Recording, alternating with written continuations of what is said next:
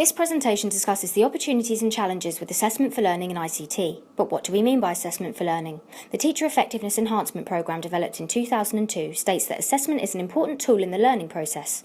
As the term assessment for learning implies, any assessment should lead to improved learning outcomes for students. Therefore, assessment for learning in ICT will enable teachers to sift the rich data that arise in class, discussion and activity so that professional judgments can be made about the next steps in learning.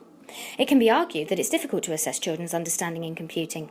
This is supported by the NAS Association, who recognise that ICT is an area where the programme of study and level descriptors are not as consistent as their illustration of levels. And therefore it's not unusual for teachers to find it hard to reach agreement about the level of examples of pupils' ICT work. In 1998, the National Grid for Learning had a vision that looked at connecting the learning society, in which they state the expectation that there should be measures in place for assessing the level of school leavers' competence in ICT.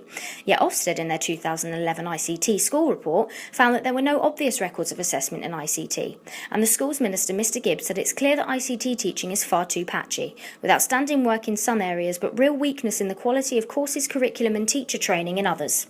Self-assessment in ICT provides both opportunities and challenges. Kennewell et al. Found that children are remarkably honest in their self-assessment of their ICT capability. However, Black and Williams state that pupils can only assess themselves when they have a sufficiently clear picture of the targets that their learning is meant to attain. Children's knowledge in ICT can flourish through receiving constructive feedback, and it's one of the best forms of assessment in ICT. The Education Endowment Foundation have suggested that feedback is extremely beneficial and has no cost to implement. Quad blogging is another example of how feedback is given using ICT. It's an online database where thousands of schools work together to peer review and assess the work submitted by children in their schools. Ofsted have reported that quad blogging creates profound and impact developing pupils' teamworking, communication and problem-solving skills. Electronic portfolios are a fantastic way for children to build up records of their work and assessment in ICT. The Qualification and Curriculum Authority started Project eScape in 2003.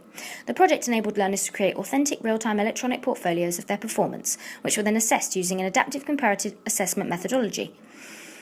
The adaptive comparison judgment is a method of assessing evidence of student learning that offers an alternative to marking. Discern is a program tool that assesses writing. It will allow you to upload an essay or piece of writing on the database, which is then compared with others on the database and given a mark accordingly. This type of assessment is useful for picking up on intellectual language comparison, but there is no absolute judgment. All judgments are comparisons of one thing with another. Therefore, pieces of work cannot be looked at in isolation and may receive a reduced mark due to the nature of the program. Digital badges for mastery are used to provide a visual representation of an achievement. They work very well with children as they have an innate desire to earn as many badges as possible. Open Badges is an example of a website that allows you to earn badges for achievement. They're visual indicators that the recipient has achieved a certain level of knowledge or demonstrated competence in an actual skill. Joe Wilson, SQA, Head of New Ventures, states we believe Mozilla's Open Badges product enables greater flexibility for learners to demonstrate their achievements. Wilson believes that badges allow individuals to display the accomplishment they make along each step of their journey. The idea of using gamification to gain achievement is becoming more popular. In gamification, children can progress from level to level one at a time. The key to success is explained perfectly by McGonigal 2011, who holds the view that if the goal is truly compelling and if the feedback is motivating enough, we will keep wrestling with the game's limitations creatively, sincerely and enthusiastically for a very long time. Evidence suggests that children enjoy playing games and are more likely to engage in learning if they feel they are playing one. Therefore, this creates obstacles for the children to progress. My experience in schools has led me to identify a number of areas for my personal development. I must question the use of ICT that I've seen in schools. One of the tensions I've witnessed concerns the level of participation of schools and whether they were engaging actively or passively. I've seen ICT being taught in a rather passive way where children are simply logged onto computers and left to their own devices. This was extremely counterproductive and offered the children no opportunities to learn. The benefits of active learning that I have observed are immense. Children retain focus and generally appear to be interested in their learning. On reflection of the various viewpoints discussed, it's clear that the need for children to know about and to understand computing is not reflected in current policy documentation. It's as if there's been a ban on ICT progression.